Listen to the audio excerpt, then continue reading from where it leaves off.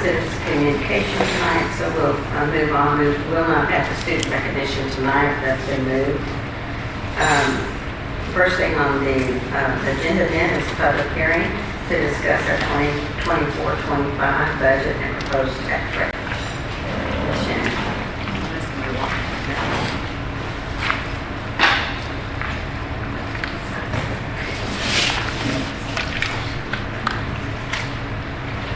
I understand our microphone might not be working, so just listen up.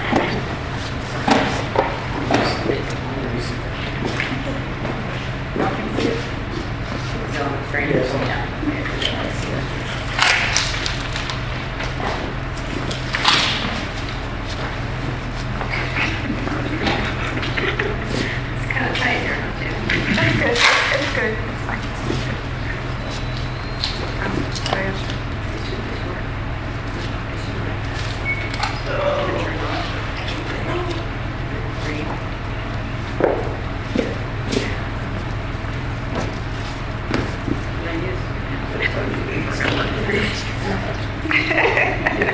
We're good. We're good. You can tell the summer. Yes, yes.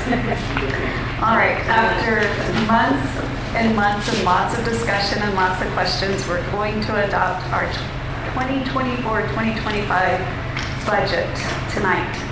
On the first page, you'll see a rough draft of a 5-year financial outlook. We're actually in the second column, and it has some of the projects that we're planning and discussing at the bottom that will come out of fund balance. I just kind of wanted to see, to show how we have been adopting deficit budgets and how these fund balances, but we have some, will hit the fund balance bottom line, keeping in mind those 75 days that we're required to keep in the bank on that first 75 line, anywhere between 5.7 and 6.1, which is about 3 months of payroll and bills. Looking out for you guys. All right. No. That's okay. Okay, we're going to talk about the tax rate, but we won't adopt the tax rate until August.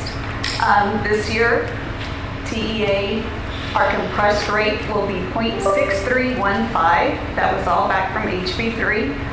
And so with our 5 golden pennies and our 3 cents for our VATRE, our M&O rate will be 0.7115, and our INS rate with the voter approved bond will remain at 24 cents. We will also tonight adopt the child nutrition budget and the debt service budget. The child nutrition budget, it does have an excess net cash resource plan that we're working on. In that fund, you can only keep 3 months. You have to have 3 months or less in that fund.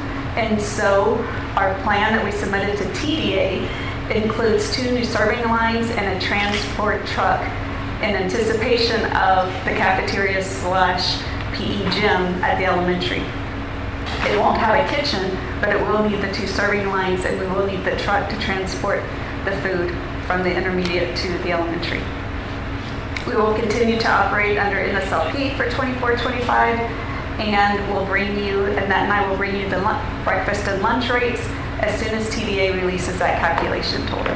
Should be in the coming months. NSLP is? National School Lunch Program. Okay.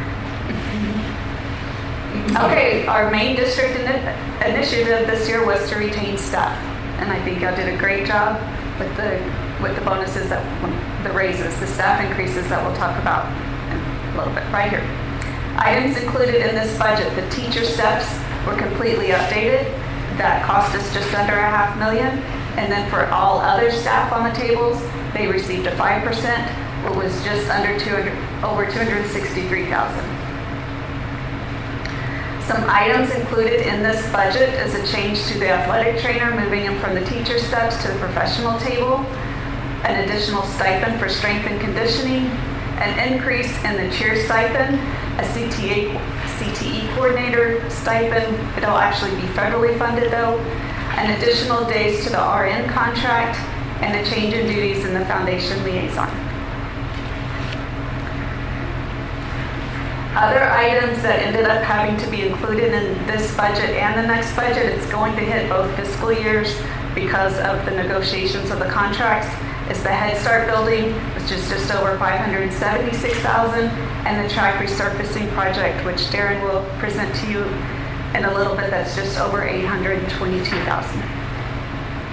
Now, you're saying it appears in both the budgets, but only the part that we spent this year appears in the current budget? I have to have it hitting the books, and then when the auditors come, depending on the completion at that time, they'll adjust it. A couple of years ago, we didn't have one of the roofs in there, and it was $1 million that had to hit the books, and that ended up being a finding because it was over in that function, and so we're just making all conservative preparations for that. So our deficit this year will not be as bad as it looks? No, it shouldn't be, no. There was actually a lot of money left on the books this year, and so the budget amendment shows it won't be as bad as the budget amendment that we'll adopt later on.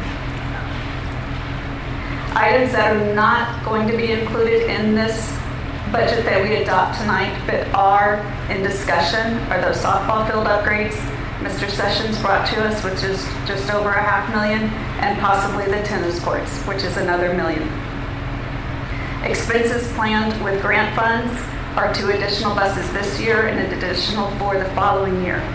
Our cost would only be about $90,000 on those, and that's just a good deal that Ms. Stein has written for us.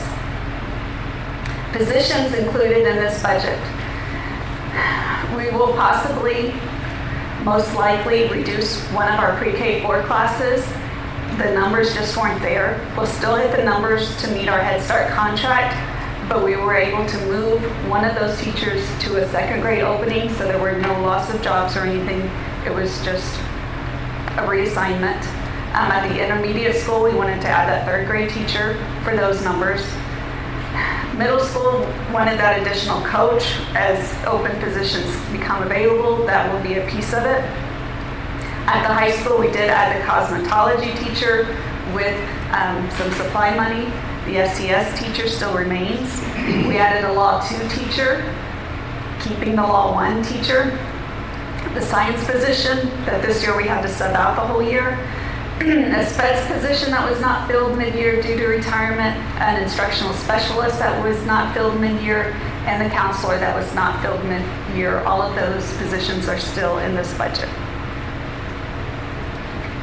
In the special ed department, we added an LSSP intern. We retained that art facilitator. We have 2 SLPs so far, 1 SLPA, and we possibly might have 1 more SLP. And if we do, we'll probably jump on that, because with the numbers that we're looking at, we would still have to contract out another SLPA. And so that was breaking news, but we might take it. Okay, with all that being said, our projected revenues, local revenues are taxes, which is just over $5 million. State funding would just be over $15 million. Federal revenues are not our grants, it's our MAC and SHARS reimbursement, and that went down to $40,000. That was a little bit because of that audit. But a total of just over $20,458,000. Child nutrition, just over $1 million, and debt service, just over $1.8 million, for a total approved revenue of $23,416,053. So what are the appropriations, the expenses? In the general fund, right now the expenses are over $22,927,990 for a deficit being adopted at $2,469,041. Child nutrition, we just try to break even. Debt service will have a little bit extra, just over $350,000. Total surplus would be just short of $2 million. By function, when you adopt the budget, you adopt it by function. When we need a change from one function to the other, that's when I bring a budget amendment to you. And so, in instruction, we increased the instruction function by over $1 million. Most of that is the salary increases. Instructional media, function 12 is the library. It's just under $1,000. She cut a couple of supply lines. 13, staff development, increase of over 80,000. Again, with salary increases. 21 actually decreased, but that was due the assistant superintendent salary. Part of it, half of it was divided in half, and 21 is one of the functions that it hit. School leadership and counseling, we put a lot of that in ESSER, and it's coming back to the general fund. In function 33, in health services, salary increases in the 10 days that we added to the contract. Transportation went down 400,000, but it's just because of buses. Just because we bought buses this year, we'll make an amendment in the coming year to purchase those. In 36, it's the extracurricular. Some of it's the cosmetology program. And also we added the athletic director, secretary, and admin. We went down 61,000. There's actually one of our salaries that was more appropriate to be out of function 53. So part of that salary is the student services salary was moved to 53. That should help those 2 points on first that we keep missing. In function 51, that's our maintenance. That's still up from about 160,000. Some of those salaries were in ESSER. Security is up 45,000. That's what that one thing that the government, that the legislators gave us was that TEA security allotment increase of 45,000. 53, that's our technology. Some of that was in ESSER, and that's where one of that 41 salary moved to. And 61, that's our deaf liaison, and that's reducing those duties. Debt service is down a little bit from when we paid off the old HVAC loan. And in 81, construction, that's the Head Start and the track. For a total deficit, last year our deficit was 845,000. This year's is 2,469,000 for an increase in a deficit of 1.6 million. That was a lot. Are there any questions on this? This is the level that you adopt on. Are there any questions on any of these changes or comparisons? It's something to note too, right? See if I'm correct. The numbers that we had to bring back in from ESSER is about 1.3, 1.4 million. Just under $1 million. And then the PATRE and the salaries that the board chose to increase there, we get all of that money back. Yep. Pretty much every penny that came in on that election went back to salaries. So you guys made a huge commitment there to staff.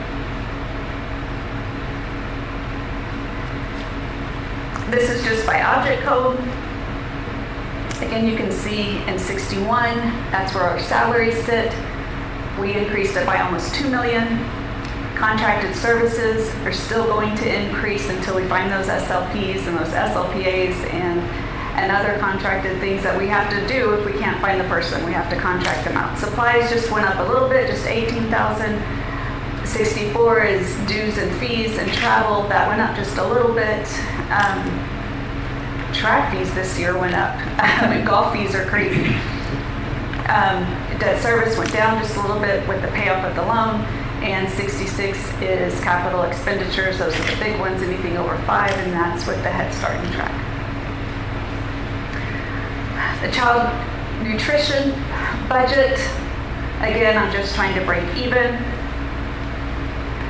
We still have a lot of our ladies from when we went to being in-house to contract. We still have a lot of those ladies on salary. And the Taller comes tomorrow. We'll talk about their contract. I don't think much will change. And supplies and that equipment will help spin down that excess fund balance. In debt service, we set this to what our bond payment will be. Our projected bond payments is just over 1.5 million, just under 1.5 million. It'll give us a little bit extra. This is just a comparison from what we're proposing to last year's approved. And just a reminder of our projected into this fiscal year fund balance of just over 12.6 million in general funds, keeping in mind the 5.9 for the 3 months for first. Cafeteria has that big balance, but we're going to spend that down with those serving lines.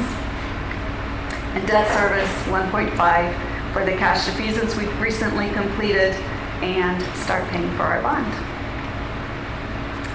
All right, are there any questions? Some of the things that we've been talking about over the last month are the amount of our fund balance versus what we have to keep in there and things that may be free for you guys to do on the projects that you're thinking about that if you're interested in. Because you can keep $8 million in there for 8 years and isn't really going towards things that we need to improve the district. We haven't gotten real serious in those conversations yet because we want to wait till construction starts and things happen just in case. Savings account. She's doing an amazing job for us. This is a public hearing. Does anybody out there have any questions?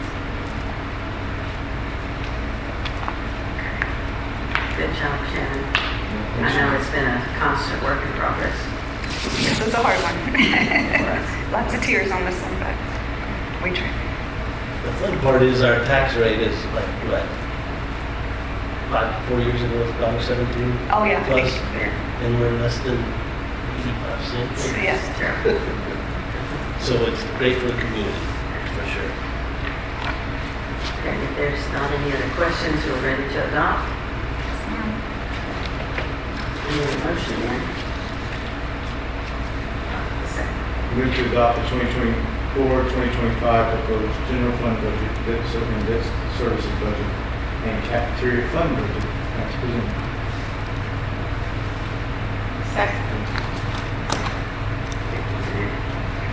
I have a motion by Chris and a second by Renee to adopt the 2024-25 proposed general fund, debt service, and cafeteria budget. All in favor, raise your hand, please. Thank you. That passes 5-0. Okay, the final amended budget for this one. Okay, on this one, there's just a couple of changes for those CTE openings that we weren't able to fill this year. That hits our CTE state allotment, and that allotment has to be spent at 55%. We're a little bit low, and so I'm moving some of that money from instruction to transportation to hopefully purchase the truck that's on the agenda later on. It's one of those things, why are we buying a truck when we're in the hole? Again, all those allotments have strings attached, and we got to spend. It's one of the first things the auditors check.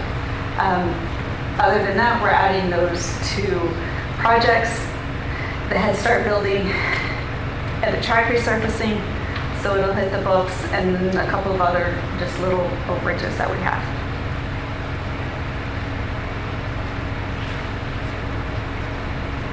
So the ending, help me out on that. The ending final balance, good luck.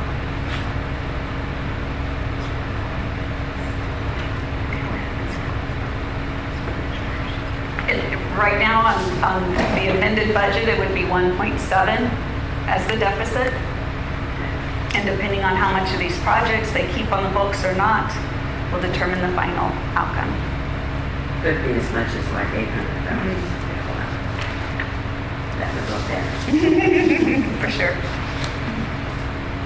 Anybody have any questions on the amended budget? And I need a motion, please. Move to adopt the 23-24 final amended budget. Okay, I have a motion by Chris and a second by Carrie to adopt the 23-24 final amended budget. All in favor, raise your right hand, please. Okay, all right, thank you. Thank you all very much. Thank you, Shannon. Anybody know the score? No, the baseball game? Anybody watching the game? Everybody's watching. Watching the game? Evidently somebody. He's got two signals, if he pulls his right ear, and then if he pulls his left ear. Well, he's got it. Okay, now we're having the public hearing on the accelerated instruction program.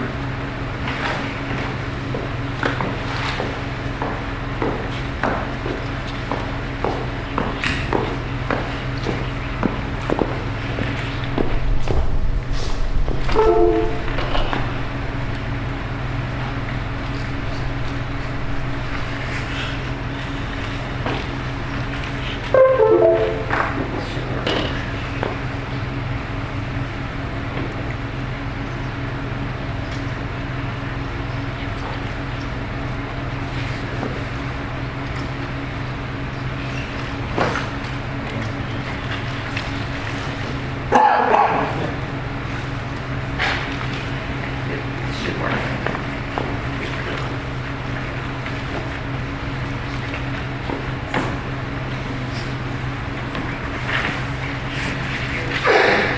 Okay, good evening. Providing a presentation on accelerated instruction. So as you know, a district shall provide accelerated instruction to an enrolled student who has taken an end-of-course EOC assessment instrument and has not performed satisfactorily or who is at risk of dropping out of school. As you can see there, the district shall offer before the next scheduled administration of the assessment instrument without cost to the student additional accelerated instruction for any subject that the student may be struggling in. It has to be accelerated instruction that's separate from budget submission funds for that purpose, and will evaluate the effectiveness of those instructional programs.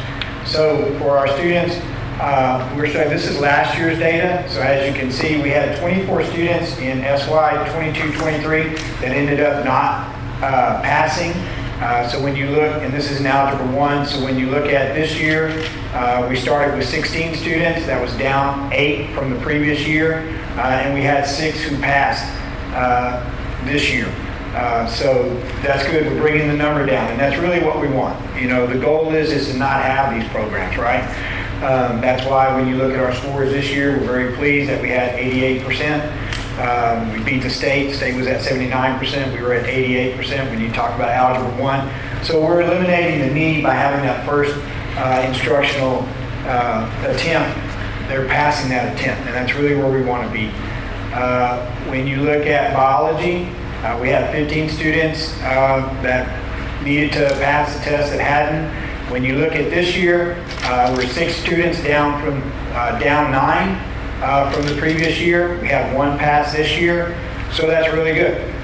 Again, we're looking to eliminate the need for having to do accelerated instruction. And when you look at our scores, we beat the state this year, right? State's at 91%, biology's at 92% for Devine High School passing rate. So really pleased with that. English is a struggle across the board. When you look at the state this year, state was around 67%, we were around 65%. So last year, we had about 24 students that were needing accelerated instruction moving into this year. And so when you look at, we're at 19 students, we brought that down by 5. We didn't have anybody pass in the spring. Again, it was a more difficult test. We're looking at STAR 2.0 plus. This year they're doing the AI grading, which if you've read the articles that are coming out, superintendents across the states are having some disagreements with the state about how they're using AI to grade the open-ended responses. They're seeing a lot more zeros. Students were given a lot more zeros on those open-ended responses, so they're having questions about how the AI is grading on that. So I think it was difficult across the board, but as you can see, we're still going down. Kids did make gains, but we didn't have any pass. That's pretty much it.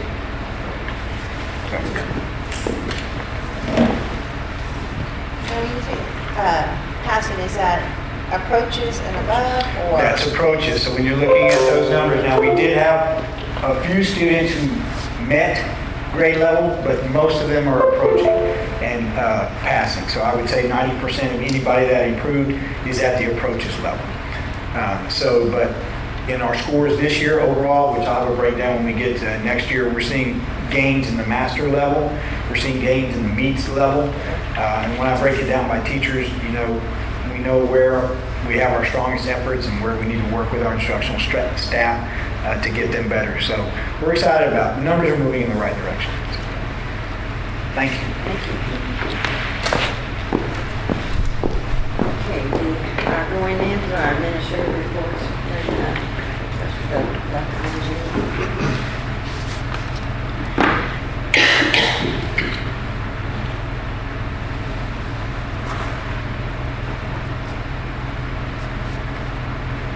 All right, we'll start out with board priority 1.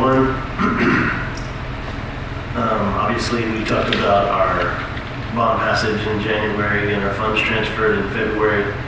Right now, on that amount of money that we have in the text pool investment fund, like Shannon put in her report as well, we're earning about $50,000 a month in interest on that money, which is not really money that you can count on in revenue because you're going to end up having to pay the interest on the bond, but at least it's kind of a wash until we start spending that money. Interviewing instructional specialists. We had an interview for high school last week. Tomorrow is going to be for middle school, and that's after lunch, so we'll have some more news for you by the end of the week there. We have received full acceptance on our teacher incentive allotment plan that was submitted to TEA at Texas Tech University.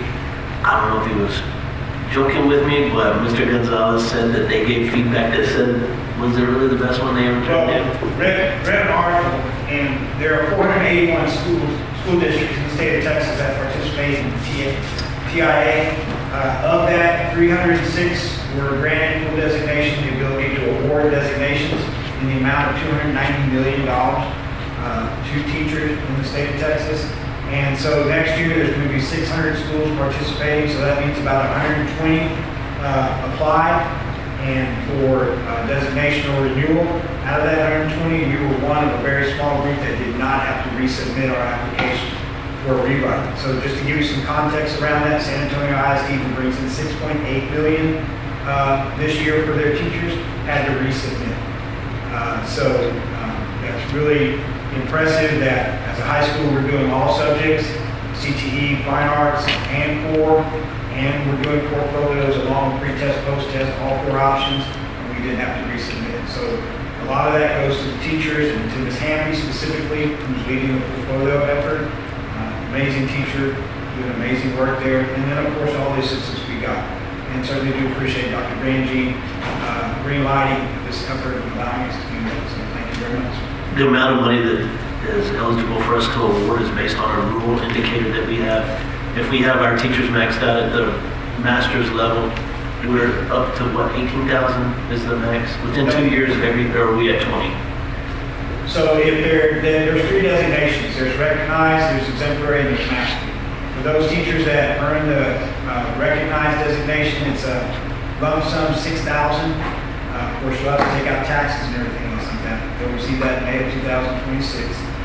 Recognized is $12,000, and master's is $22,000. Right. And so we'll hit our budget. DEA gives us that money, but we're looking forward to that. Like we said, we initiated the plan based on some recommendations that we had through Region 15 and studying that we wrote the plan for the high school. After this approval, then we get to amend it and bring in all the other campuses, but not have to go through the major construct that we had to do for just the first campus. So we're excited about that. So in 2 years, every teacher that works at Devine has the opportunity to make up to $22,000 a year extra. Current vacancy. I'm sorry, sir. That'll be for 5 years.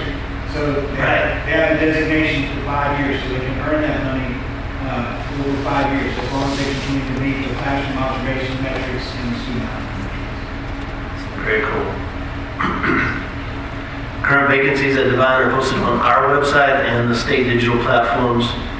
We had a pretty good run last week, filled a bunch of spaces that we needed to have. It gets pretty hairy about the first week. Usually the administrators know that around July 4th or July 7th is when the last day for somebody to get out of contract that they've already signed. So we're going to hit the pavement pretty hard for the ones that we have to fill at this point. We We made our presence known at the Lions Club Golf Tournament on June the 1st. The school's a big partner with the Lions Club. Helped with that situation at the end. I think they raised about $11,000, and that's their only fundraiser. Mr. Stroud will be sure to let you know about that if you've seen him in the city. Stop and ask him how it went. As you remember, on the 14th of May, we had a coordinated lockdown procedure with local law enforcement. We had them come back and we had a debrief, and we got a lot of useful information from them. Highway Patrol, County Sheriff, City Police officers. Everybody had something to add. We were in a position where we didn't really receive any real negative feedback, so that was good. Some of the things that they pointed out were extra above what we were able to do. Been going to a monthly lunch with the city administrator, try to go to a different restaurant every month so we can check out the food and introduce him to the people that I know. I told them that could be helpful or hurtful to them, so it's created a really good avenue for communication and collaboration, because if he sees something that may affect us or we have something vice versa, it's turned into a really good relationship. I'm excited about it.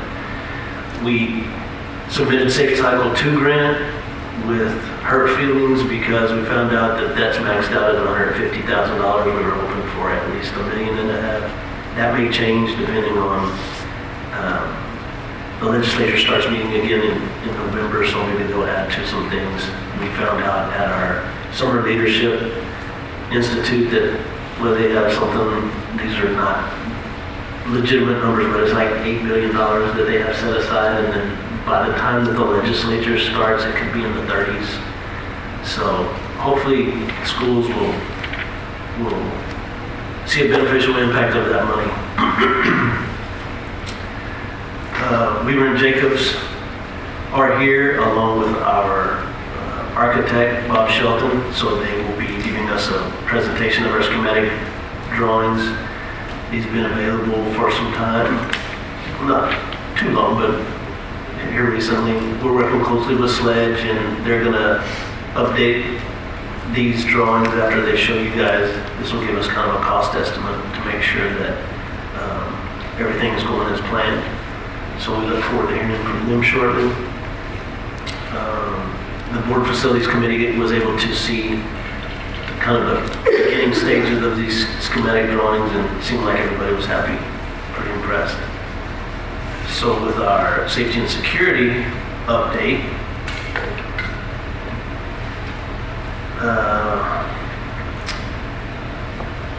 APs and principals documented all their drill schedules and submitted those to me. We are compliant with the governor's orders for school safety and all the new legislation compliance requirements. Again, Safe Cycle 2, we're hoping to get this awarded quickly. It will just be able to help in on some of the things. That Safe Cycle 1 grant, Darren will do a presentation shortly with our fencing requirement. And like I mentioned before, TEA outlines how this money has to be spent. We have to meet this checklist and this checklist before we can go on to other more creative things, and fencing is one of them. Pretty much covered everything else. New teacher recommendations for open positions. We've been able to process those at a very high rate thanks to you guys giving us that power to hire teachers up to the teacher level out of our office. It makes it extremely efficient. So thanks for that.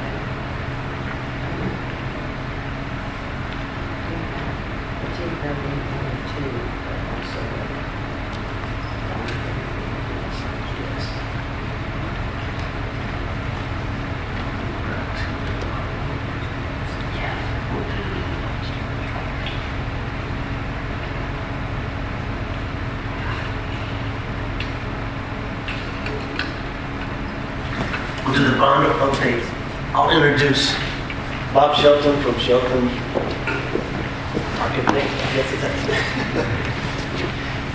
And also Brendan from Weaver and Jacobs are here. I guess they're tag teaming this probably. We are. Bob does most of this talking. I'll let Bob them will do introduce most of the themselves talking. and say a little bit about them. Obviously, Bob's an Aggie, so that help us a whole lot. What's the score, by the way? Okay. Okay. Thank you. We'll see how it goes. Good evening. My name is Bob Shelton, Principal Architect with Shelton Architecture. This is Brendan Morris. Yes, sir. Lead estimator for Weaver and Jacobs. He and I have been working hand in hand on the bond program, and we wanted to just come and give an update today of a lot of what we've been up to and what the schematic design is looking like. Schematic design is really our first milestone in the design process. We have really 3 different milestones. Schematic design, which is the overall floor plan and layout and sizing of all of the building elements and really getting our arms around the scope of work involved at each campus. So schematic design is a very general look at things. Do we have the buildings in the right place? Are they the right size? Are they functioning in the way that they need to? Our next wave of design is design development, which is where we focus on building systems, whether it's structural systems, mechanical systems, outfitting the interiors, things like that. So we move from general to specific in design development. And our last phase is construction documents, which is very technical in nature. And those are the documents that when they're produced are used to construct the project. Brendan is the way that this process will go is that once we complete each phase of work, we then turn it over to Brendan and his team, and they prepare an estimate at each phase to make sure we're staying on track from a budgetary perspective. So at this point, we're feeling good about it, but when we come back in 30 days and he's had a chance to visit with his team and the trades, we'll be able to see what the numbers are looking like. So let me see if I can scroll up. This is just a real quick recap of what we've been up to since we were awarded the project in early March. We have had we had our official kickoff meeting on April 3rd with the building committee. Walked all the facilities. We got a good sense of what's happening on your campuses, and then we began schematic design at that point. We've conducted 2 rounds of staff interviews at each campus, meeting with administrative staff, teachers, coaches, assistant principals. Darren has given us a really good insight into each of the facilities. So we've been out and about here, which brings us to today, which is our schematic design presentation. A couple of things that are upcoming. Brendan will start the estimating on the schematic design package. We'll be onboarding a technology consultant to assist with our access controls for exterior doors and things of that nature. We'll begin design development. We do a lot of code checking at this phase, and then we involve our engineering consultants to start hashing out building systems. Lastly, we'll have another round of midsummer staff interviews in the mid-July timeframe to start talking about the building interiors. All right. Let's see if I can. Yeah.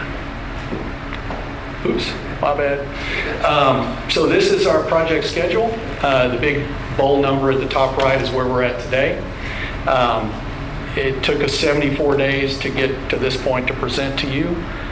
We've allotted 30 days at each design phase for pricing. That doesn't mean that as architects we stop work. If he's pricing, we're continuing to design. It's one of the advantages of this design build process is he can be pricing, we can still be designing. So at each phase, there's a duration assigned and there's time period for pricing. That takes us all the way to construction documents, which, assuming we stay on track with numbers and design, we're looking at a construction documents approval on 12/21 and 24, and that would be with the total contract amount in tow. That would mean that at that point, if everything looks good to you guys, Brendan's team could start mobilizing over a period of about 30 days and could begin construction in January. I've plugged in an 18-month duration for construction. Obviously, that will adjust as we go, but just to give you an idea, if 18 months is feasible, which we think it is, that would put the project completion July 14th of 2026.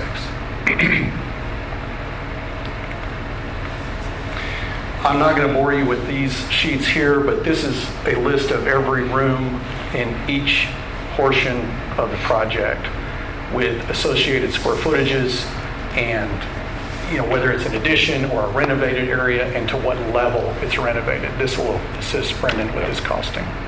Very, very boring to put together, but very useful.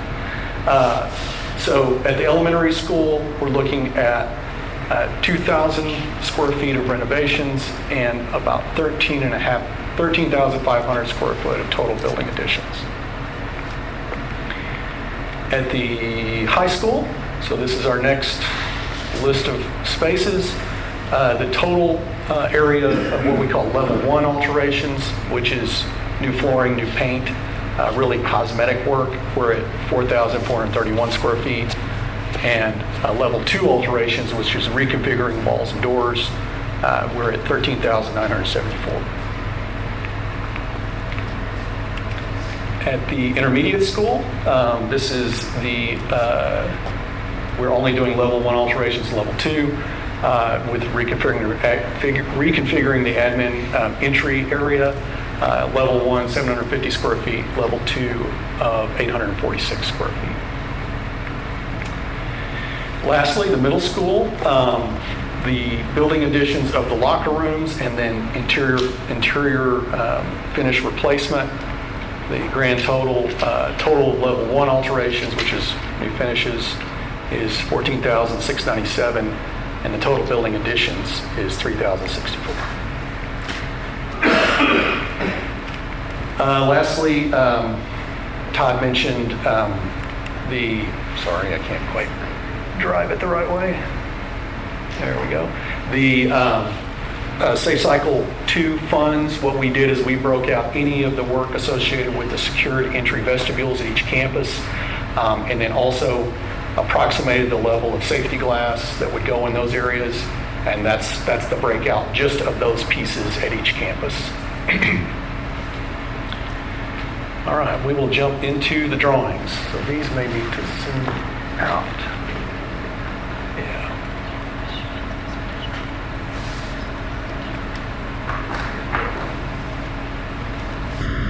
There we go.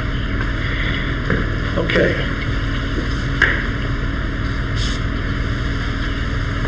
Sorry, can you scroll down just a hair? Okay. This is our first sheet of drawings. And just for reference, everything that you see in green is new construction. Everything that's gray and black is existing. This is the site plan of the middle school and elementary school. At the elementary school, the big priority at the elementary school was to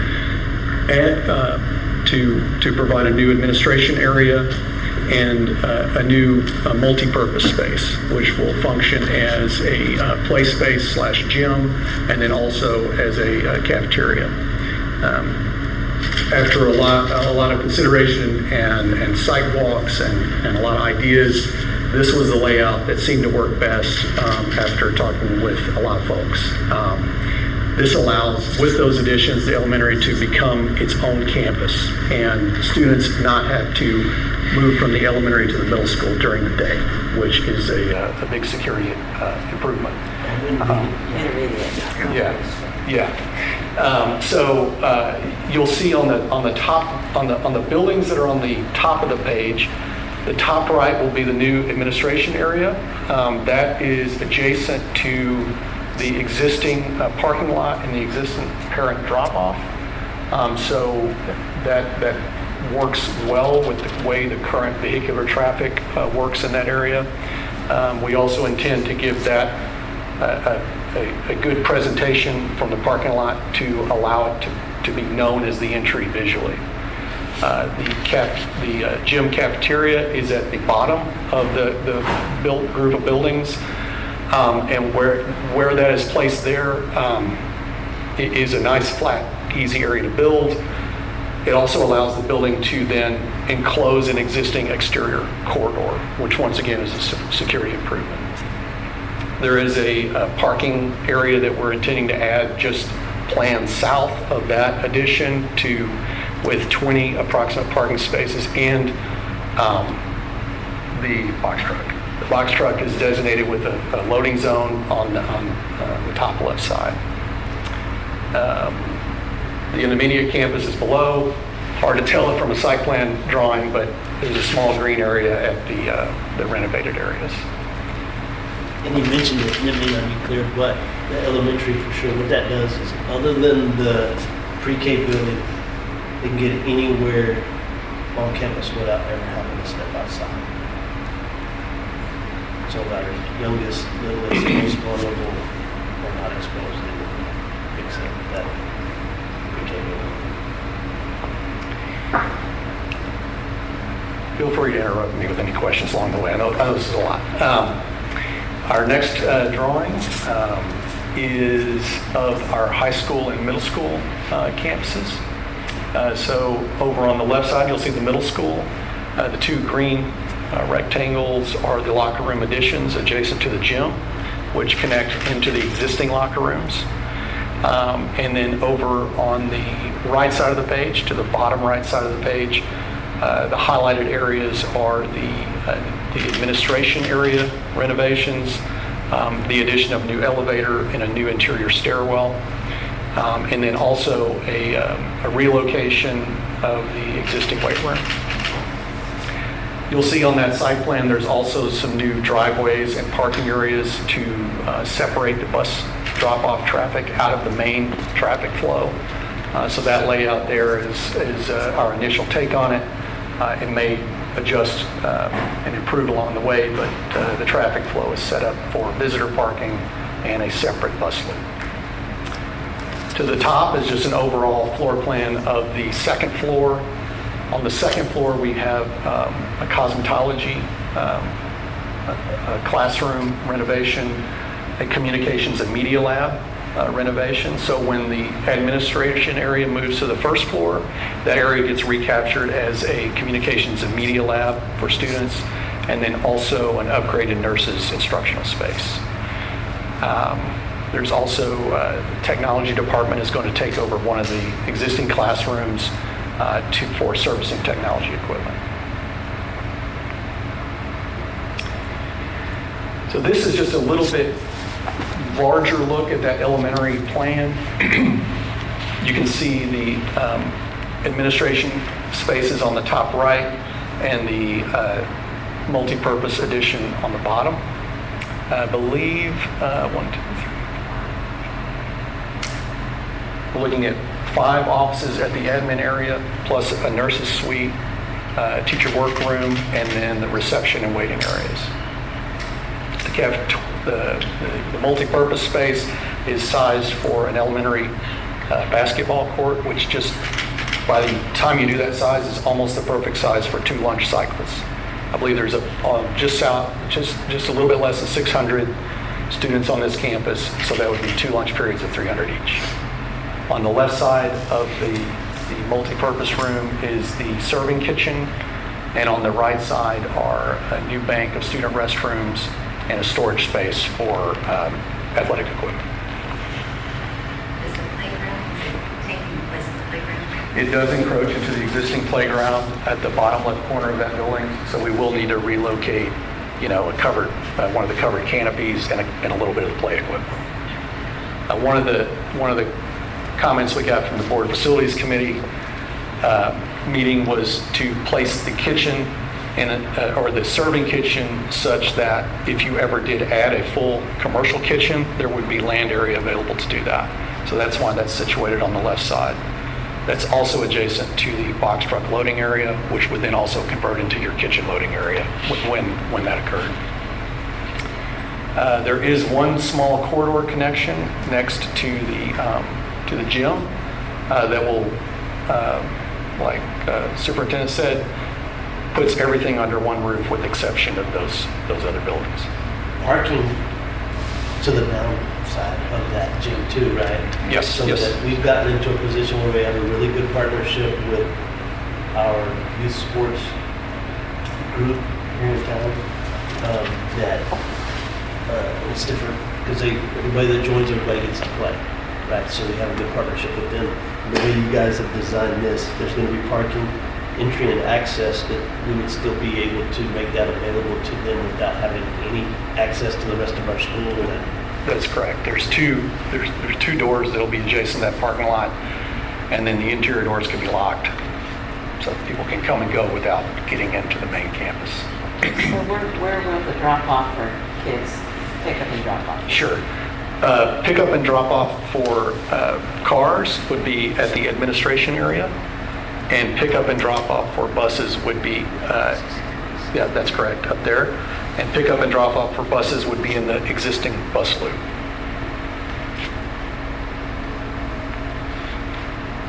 This is our intermediate school. Once again, large plan, hard to see details. We'll zoom in a bit, but you can see the administration area reconfiguration there. In conversations, there was a couple other needs on the campus which are addressed in this, the design. One is relocating some drinking fountains at the existing gym. Currently, the drinking fountains are on the gym floor, which creates a slipping hazard. There's a perfect alcove. We can just move those right to, and I'm told that if we could figure that out, they would memorialize the drinking fountains for us. So that's accomplished in this layout. Another consideration is fencing and secure transitions between the various buildings. So that's shown there. There's some existing fencing in those areas which we could retrofit with secured gates and exterior doors. Oh, overdid it. This is our first floor high school drawing. A big component of this design was how to facilitate egress from the campus and then also facilitate secured entry. With this design, what we're proposing is removing the exterior stair that's at the front of the building and only replacing the stair that's at the back. So once again, that would be internal to the campus within the secured fenced envelope. We believe with the addition of the new interior stair that we should meet all fire codes for exiting by adding that one interior stair, which pulls that exterior staircase off the front door. We would also be adding a canopy to the front door. A big part of this design is what we call wayfinding, so that people know where the front door is. We'll have an image to show you later of that. In the admin suite, we've had great conversations with the staff on campus and have worked this layout a couple of different ways. But we have an office, we have an office for each staff member. We have a secured vestibule for visitors that does not interfere with student traffic. They can come and go in the campus without coming into the campus. It also facilitates students being able to go to the office without having to go out of the secured envelope. We are also planning on replacing finishes in the main multi-purpose area, which when you come in, and we feel like that's a good move because we'll have this new entry, new admin area, and then to walk from 2024 to 1971 or whenever that was done just doesn't feel right. So we're going to put new finishes in that area. That's going to become an important place for students with lounge seating, high top tables for laptop working, and informal connections.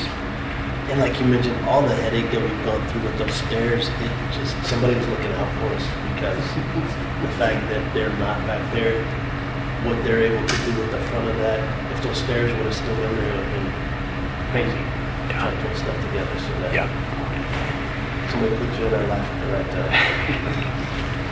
time. Our next sheet is the second floor. Cosmetology lab would be at the top left of this plan. We're currently planning on 25 to 28 students. We will be outfitting that with cosmetology equipment. There's plenty of space to do that in there. 4 wash bays, We had a great conversation about, all of how that class goes. There's a space for a washer dryer, space for chemicals, a locking space for chemicals, place that we're adding glass to the teacher's office so she can have visibility out into the space. In the middle of the plan is what we call the communications lab. There's a large media classroom that seats about 25 students, 3 audio recording booths, one of which we're reusing the existing fire break vault, which is perfect for sound. So what was the vault will now become a podcasting, recording studio. So there's 3 of those. There's 2 storage rooms, a teacher office, and then there's a video production space, which has a green screen drop with a news desk for students to prepare and broadcast school news. Then there's what we call a collaborative room, where you can have podcast recording for up to 4 to 5 students if it's conversational. Can I ask a question? Sure. Our cosmetology is going to be starting in August, but we won't have place for it yet. What are we going to do about that? 60-second explanation. So when you look at principles of cosmetology, it's the first class, now cosmetology 1 or cosmetology 2. So we don't need the facilities we would for Cosmo 1 and Cosmo 2, so we can get through this year as a principals class, and basically all she needs are the mannequin heads and maybe some tripods. And really we're going to be mobile because we were going to put in countertops, but now we're just going to put in tables because there is the possibility that we may have to move her out because construction is going to start in the fall. So we're trying to balance the mobileness with what she needs, but we think we'll have in place everything she needs to get through the first year. All right. And so when is the possible start date? January 1, 2025. One of the things that they've helped us through, and Casey brags on them a lot because architect-wise he's one of the most sought-after school architects in the state. And we were lucky enough to snag him sing with Weaver and Jacobs.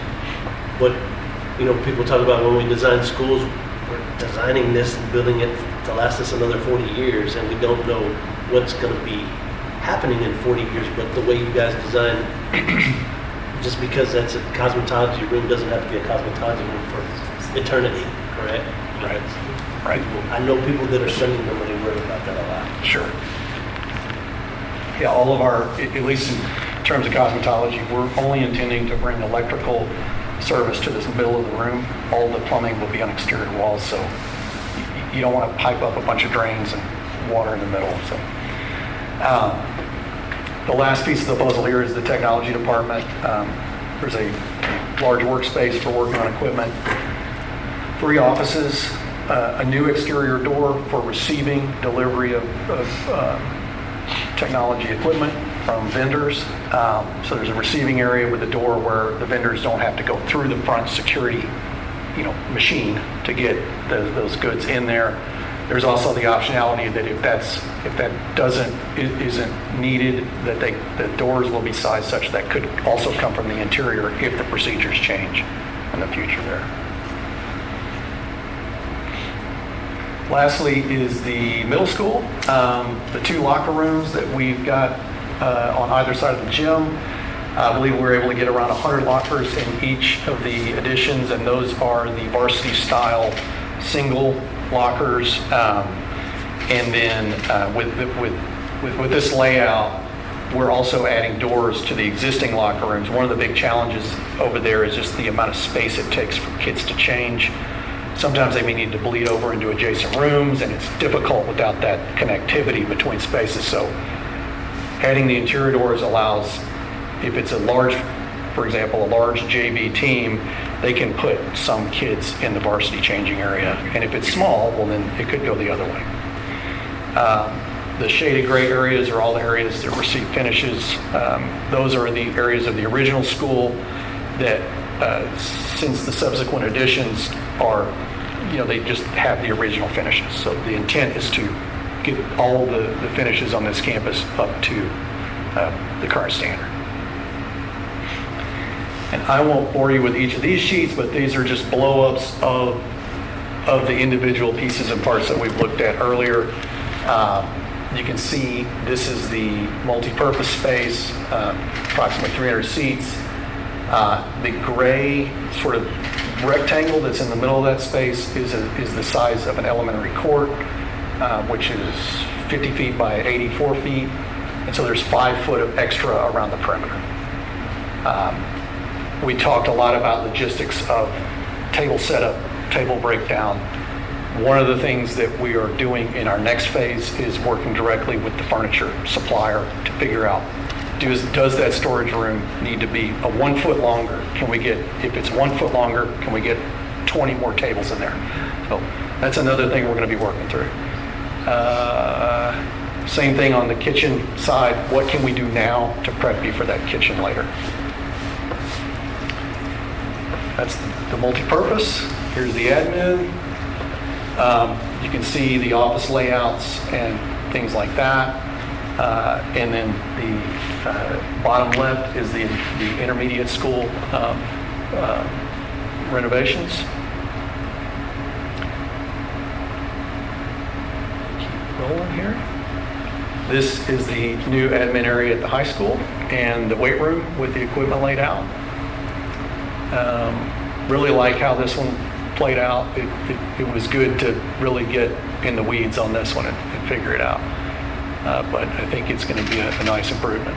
Because that secondary weight room that they have now, they're like, if you drop the kiddos off that way, they use that a lot. Separated from the main weight room.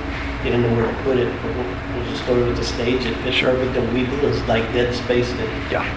So the stage that's in this building was built original, from what I could tell in the plans, which were hand drawn, which means it's old.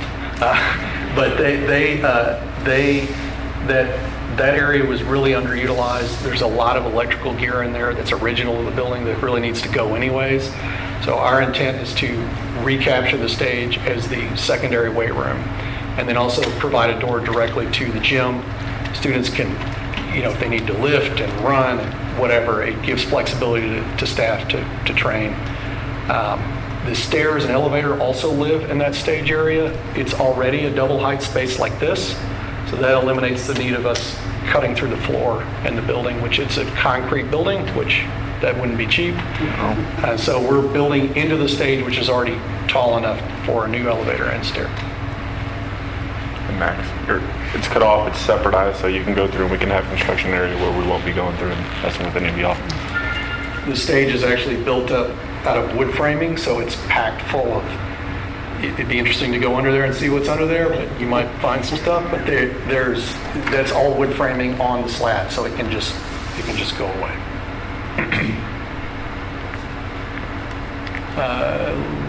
Lastly, a blow-up of the second floor. I think we've covered most of this, but just gives you a little more detail about how the media lab's set up, how the cosmetology lab's set up, and the nurses' teaching area. The nurses' teaching area, I forgot to mention this, it's going to be outfitted with what we call simulation lab. There'll be 3 hospital bays with a mock-up of wall connections for students to learn in there. It also becomes the permanent nurse's office with 2 sick bays and then an ENT training classroom. So that all lives kind of right next to the media lab. This is the locker layouts at the middle school. You can see, I think it's 95 on the boys' side, 102 on the girls. We're doing some minor renovations in the existing locker rooms just to get as much space as we can, make it as efficient as we can. These are a couple of images, preliminary, but an idea of what the new elementary school entrance might look like from the existing parking lot. One of the comments we got early on was, we're going to tie into the canopies that are there off the roadway. So students should be able to be dropped off and walk continuously undercover to the front door. So that gave us an idea of stretching the canopy across the front of the addition. It also gives us a spot for the name. And then, that the parking lot lives about 4 feet below the existing front door. So ADA ramps and steps will be important to include, but this gives a nice point of entry from the existing parking lot. Next, this is a view back, say, if you're standing inside the bus loop at the elementary school, looking back at the multi-purpose cafeteria gym. That's the building on the left with the 2 exterior doors and the new parking lot to the left. And then the main drag to and from to enter that campus will be in between our addition and the existing building. And then lastly is the front door, the new front door, the new front idea for the high school, incorporating some building letters, a new covered canopy, some vegetation to signal entry on that corner. So you can see the existing building to the right, and then a new covered canopy that would guide people into the building. And that is what I have. We'll be back in 30 days with some. That's what I'm talking about. And I'll sit. But any questions? Thank you guys. Anybody have any questions? Very good, thank you very much. Thank you. Glad to see something's been done. It's a process. It's a process.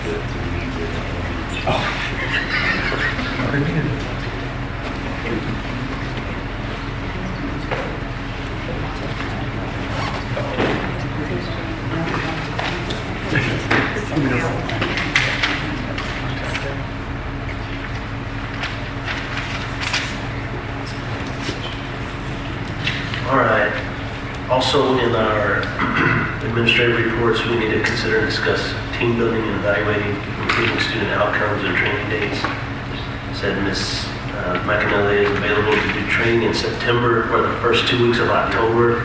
Does anybody have any dates that just pop out at them at this point? 5 months away. So, anytime in September or the first 2 weeks of October. 9 to 3 hours. That's a team building that's required training. Everybody has to be there.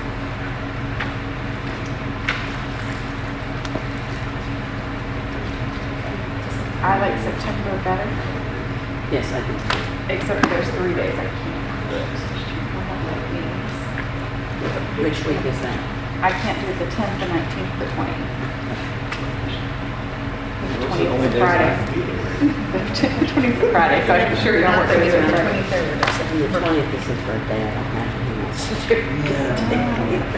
Well, it's Friday, so. It's on my Aw, look at that.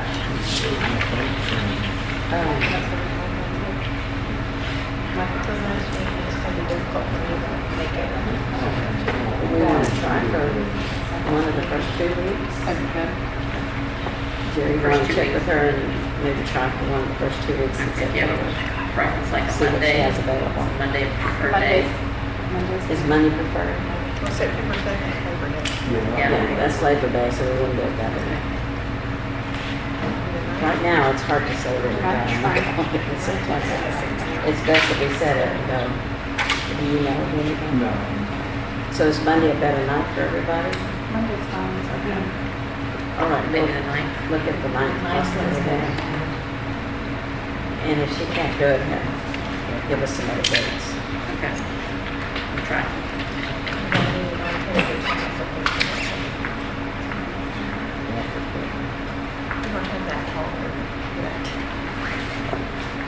Okay.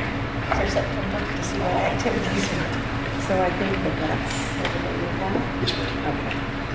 We just have a couple of more of the regular reports to look at, and that is Abigail's report and Dawn's report and Sharon's business reports. Does anybody have anything specific you'd like to discuss with any of those?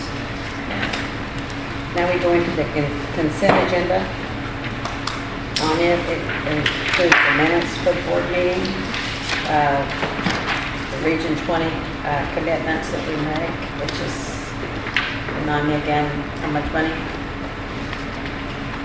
A lot of them are the co-ops that we're a part of, and it's our student programs and our business software and our Ascender. It's all of Yeah, that. all of that. And All that then combined. like I think the GT most of co-op. it was the Cinder. Ascender is a big portion of it. That's a big portion of it, but an important part of it. Okay, so, and then the donation from the Devine Education Foundation, which covers the second payment on our bill credit that they give us. So, unless you have questions, could I have a motion for the consent agenda? I'll move to approve the consent agenda as presented. Second. All right, I have a motion by Renee and second by Chris to approve the consent agenda. All in favor? Raise your right hand. Thank you. Next, we go into our action items. Consider and take possible action to approve a bid for the district-wide fencing project. Before the number grows again. So, I think I'll owe you all an explanation of my logic on the way that I had this bid. I've seen about 4 different examples of what TEA wants. So the first base bid is for an 8-foot tall with standard opening chain link. To some extent, I feel that could still be scalable. You're only adding 2 feet on top of that fence. Alternate 1 provides windscreens for strategic locations around our campuses to provide that visual barrier from general public to the students.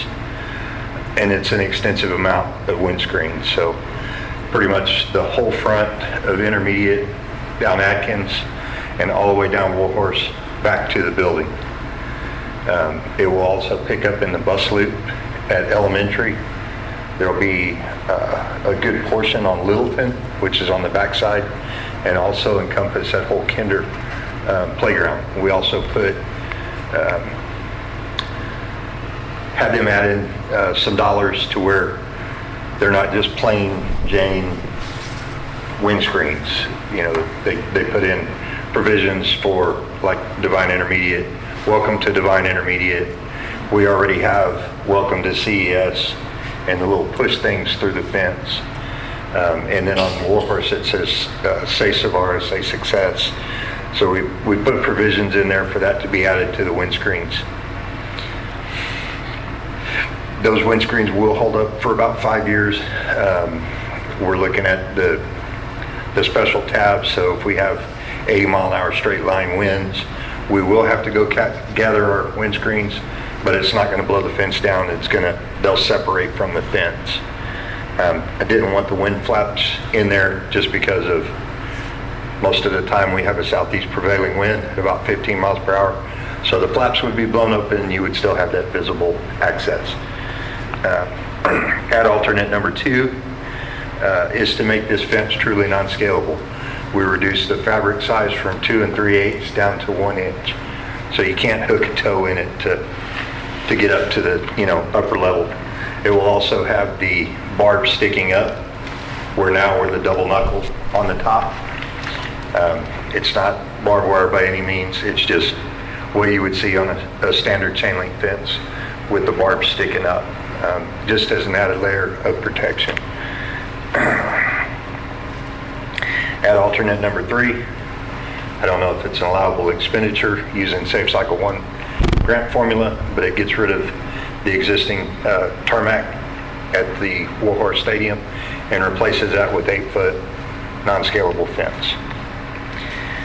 And then alternate number 4 was to provide an electric sliding gate at DAEP, because the way it's operated currently, when they get there in the morning, they open it and it stays open until they leave in the afternoon, leaving us with an unsecured campus. The base bid, which is the 8-foot with the standard 2 3/8 fabric, is $572,300. Ad alternate number 1 for the windscreens is $97,800. Ad alternate number 2 for the 1-inch non-scalable is $106,900. Ad alternate number 3 for the fencing at the stadium is $31,800. And ad alternate number 4 for the sliding gate is $24,600. If we take the base bid with all the alternates, it's $833,400. Do you think there's a chance they won't cover that here? It's open to interpretation, but it says to protect school facilities. In my opinion, that is a school facility. I say we submit it. I don't even know who's auditing it yet. But we haven't had any communications with that person yet. So there's a possibility that they may say, no, you'll have to do that with your own funds. But honestly, I don't see that they would, just because it is a school facility. And this is covered by the 1.1 security grant. Yes, ma'am. So Anchor Fence is the one that provided the complete bid? Who's that? Yes, ma'am. Yes, so that's how we know it is. Yeah, we did receive 3 bids. Anchor was not the cheapest for total number, but they were the only ones that submitted a full bid package. Was it because the other ones didn't do some of it, or they just didn't know what we wanted? Can't really tell. No. Monarch was one, they didn't submit anything on ad alternate number 4. And they also didn't provide, I asked for a unit price for the panic devices that we have on our gates, just in case we run across some that need to be replaced. I know that number in advance, to where we're not having to, well, now we got to do a change order. There's also a built-in $90,000 contingency allowance in this bid.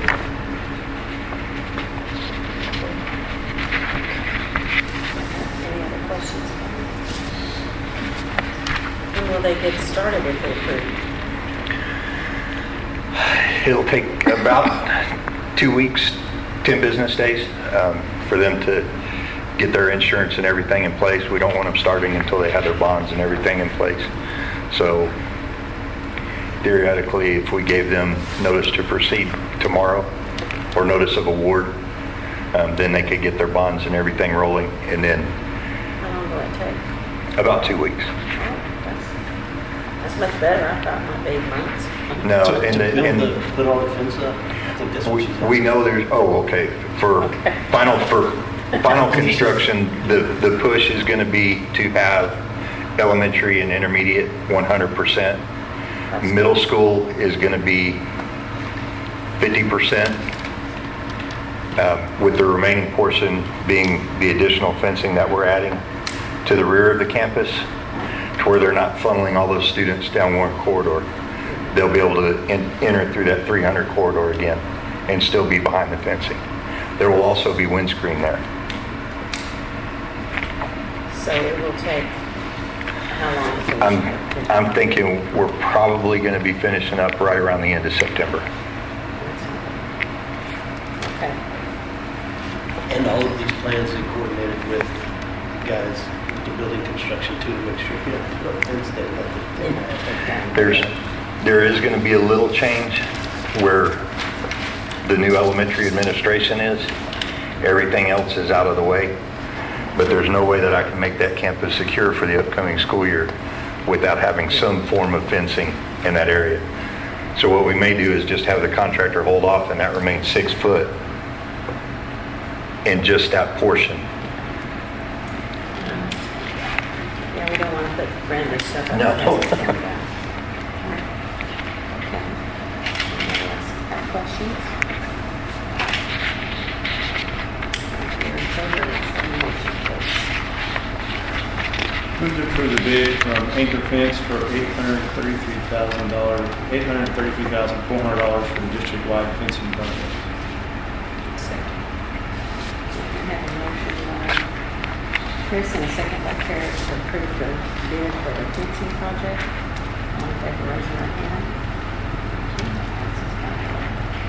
Thank y'all very much. Thank you. Next, consider and take possible action to approve the truck bid. Go ahead, Ms. Knight. Talk on that one. Shannon, I should know you by now. Basically, we got 3 bids in for the new ag, or I guess it'd be CTE truck. And I am recommending that we go with the Chevy due to the rear end transmission and the rear axle. So, plus it is actually the cheapest also. No, 61.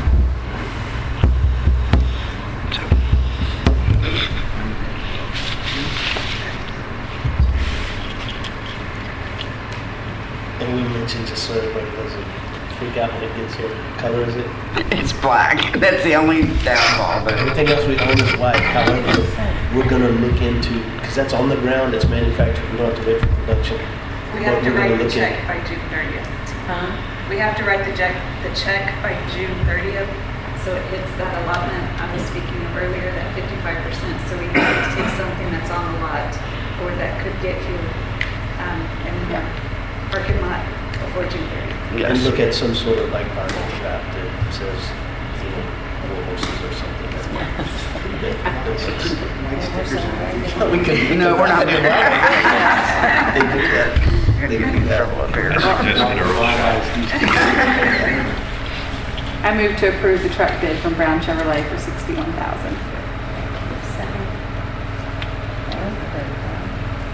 Okay, I have a motion by Renee and a second by Ally to approve the truck bid.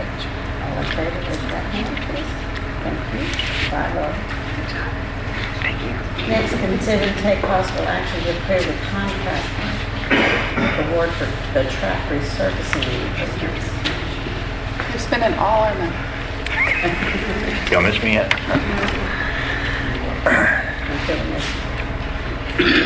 Okay, so history of the track. The current track surface was placed in 2013. Those track surfaces are designed to last 9 to 10 years with regular scheduled intervals of maintenance upon those track surfaces. We do have a $50,000 contingency built into this project. We did base bid and then an ad alternate. The base bid is for all the track surface to include the runways, the high jump pads as well. They've also included the long jump box covers to keep the weeds and stuff from growing in there. It also helps your sand from settling. You don't have to do as much prep at the start of track season. We all thought their number was a little high, so I requested a cost breakdown. I didn't receive that till late this afternoon, or it would have been in your board packets. But the base bid for the track itself is $467,682.79. Our high jump area currently holds water. The south end of the track, that high jump area that we use the most often, it ponds, holds about 1.25 inches of water, which is part of the cause of the failure of that surface in that area. They proposed a solution, a pea gravel solution. They told us that they were doing that as a cost-saving exercise. But we're going to have them revisit that because I can completely replace it for less money than what they're talking about. Their pea gravel solution is $87,229. The athletic equipment, which is the long jump boards and the pit covers that are aluminum, that's $56,548.75, and for the site work, which is going to include, there's 2 handicap accessible parking spaces there. Those currently don't meet the standards. You can't have any greater than 2% slope in any direction. Those slope at about 6%. We've never received a complaint, but I figure if we're improving a facility, we improve it all at one time. I do feel their number for that exercise is a little bit high. It does include a section of track that has to be removed, but we're looking at some possible different routes to where we don't have to remove that section. There's a damaged irrigation pipe that's underneath the track. So Ruben's having to, every time he needs to water the field, he has to go energize the well, let the system fill up, turn the sprinklers on, run it for however many hours it takes to water the field, and then shut it back off because we're trying to reduce damage to the subgrade underneath that track. But they have that work plus the parking area at 135, 501, 17, and I already have another contractor just looking at those costs to see if those are valid costs, because we can pull anything away from Hellas at any time. Again, that was total for that work is $746,823 and 0 cents. With the $50,000 contingency, brings it to $796,823. And we do have the ad alternate, which includes a removal and replacement of all of that damaged asphalt that's underneath the bleachers where people walk for graduation and track events and all of that. And that ad alternate came in at $27,976. For a total project of $822,102. So if we approve this, then there's still a chance you'll pull some things out or get some better pricing on something. So the approval that I'm looking for on this is for Dr. Granzine to be able to negotiate the final contract amount with Hellas Construction, and we may pull items away from Hellas and do it with a separate contract, just knowing that we would have to bid that portion of it out. So. But the whole project, it would be over the 822. Correct. We're going into it with the attack mode to take it down, for sure. Did they realize they already replaced some of the track over there with that number? That was, so they clearly stated in the first that was just a repair. They did not completely strip it down. They came in, they cut sections out, and they repaired those sections, and then they sprayed a new layer of the X1000 track servicing over the top. It was not a complete tear off and replacement of those sections. One of the things that we would ask, if you find it that you would like to move forward with this, is instead of, well, in addition to saying authorized superintendent to negotiate, we would say authorized superintendent to negotiate and execute the final terms of the contract, because then that way we're actually going to sign it and not have to bring it back to you at the start. So you don't want to, we shouldn't even say Hellas because you may use some of the other sites. Yeah, that's what I was wondering. So Like, how do we get around the we could just same approve color? you guys to negotiate what needs to be done to track as long as it doesn't exceed $822,000. In that, we were trying not to have to come back for a special meeting. Right, Let's just do right. it like that. Yeah, I think you just leave out the vendor. Approve Yeah. the track repair not to exceed Yep. 822. Correct. Maybe leave by board in motion. Because Hellas is on fire, That- it does need to be specific, because this wasn't bid out, this was just a quote. And so, But we don't want to state Hellas though, we could just state Bible, right? Because Hellas might not get all the Correct. jobs if they pull something. Well, but if we pull it, we will go through the full bidding Yeah, process. we have to do that. We would have to come back and execute. Yeah. That would, so Somebody else would do the cut. What would probably happen is if we do the asphalt and all of that work, what we're hoping and planning and looking forward to is when we do that other type of work with one of the vendors that comes and does the bond type stuff and is working on parking lots, and we just have those guys here. So it could be that if any of this needs to be acted on in that time, we would have to come back with another contract or rebid. If anything that we take away from Hellas, we'll have to rebid if it's already.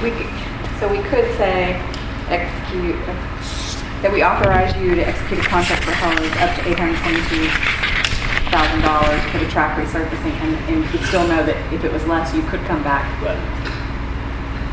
with another vendor to do the rest. And to negotiate. How many times you can have them come back? I think they have to come back for the part that's bid. Yeah. The main part that we want to get moving on and start is the track for sure, because we gotta have that, I guess, the second week of January maybe is when they start, something like that. The vendor, Ellis knows Darren has worked out an agreement with them that they, even if they are working on it, when football season's going on, they're gonna. They'll make sure that the Mobilize track, themselves. they'll make sure that the track is to a stage to where the boys will be able to access across it and exit out, and then they'll continue to work the following week. So we'll just leave it like it is and you have to come back and make. Yeah, That makes for the big part. But be sure and put in your motion that we negotiate and execute the final terms. Yep. Okay. Anyone make that? Move to approve the contract award to Hellas Construction through buy board for track resurfacing and improvements in an amount not to exceed $822,102 via buy board co-op and to authorize the superintendent to negotiate the final terms of the agreement as discussed. Did I not say that? Negotiate and execute. Okay, second, please. I'll second. Okay, I have a motion by Chris and a second by Renee to approve the, kind of like the board and I. All in favor, raise your right hand. Thank you. Thank you all again. Thank you. Consider and take possible action to adopt the new non-exempt professional table. As you know, we've let this, we passed this on a couple of times, and so we need to get it approved. With the new FLSA law, we're needing to adjust some of our professional employees. They are actually hourly employees the way it works. These two positions specifically already clock in and out because their hours vary. And so the only thing we're changing per TASB's recommendation is actually putting them on a table that says non-exempt professional.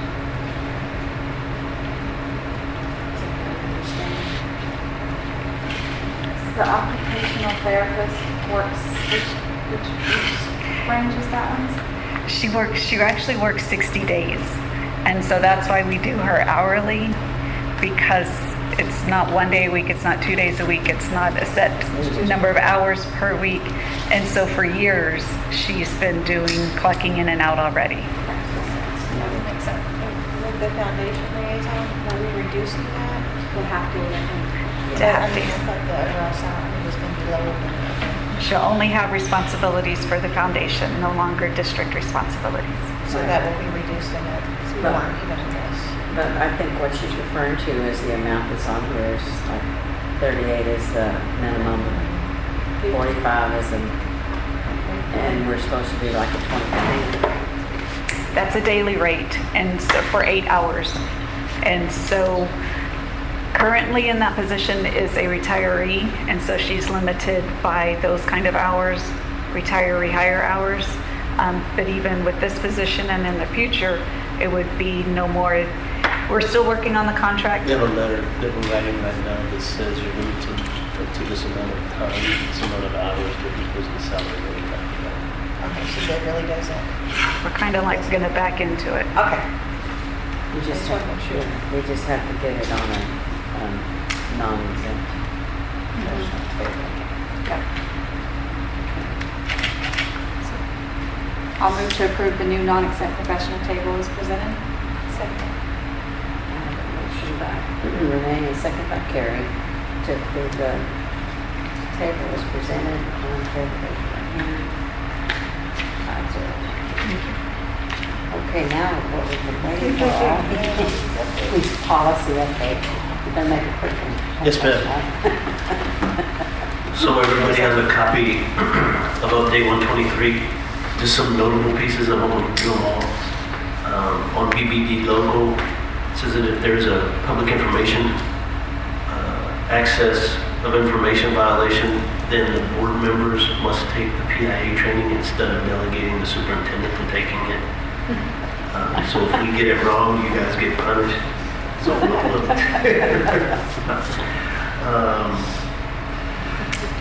CKE local is new to address the security arrangements. CKC legal and CKEC were moved to this policy.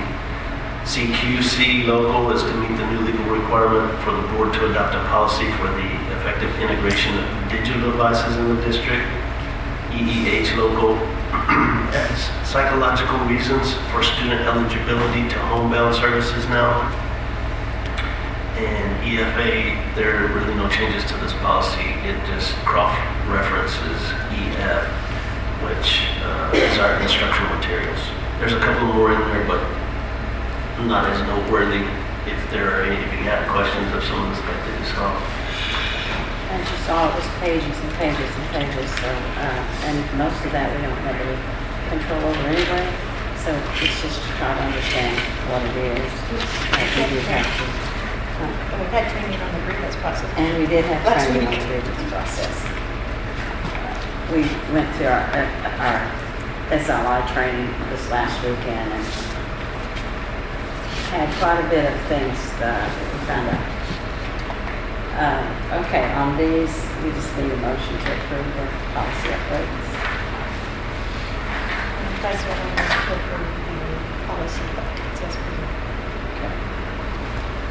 Second, please. Second. All right, I have a motion by Karen and a second by Chris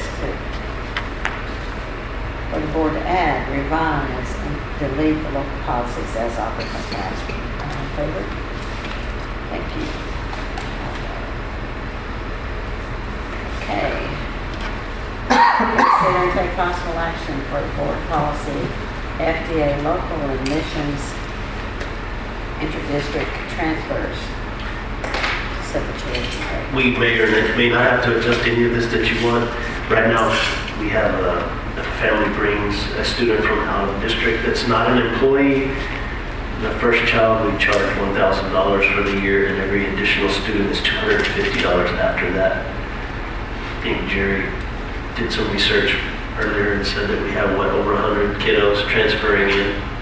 We raised $45,000 through transfers. We use that as an incentive for employment. There's a lot of teachers that don't live in the district that want their kiddos to come.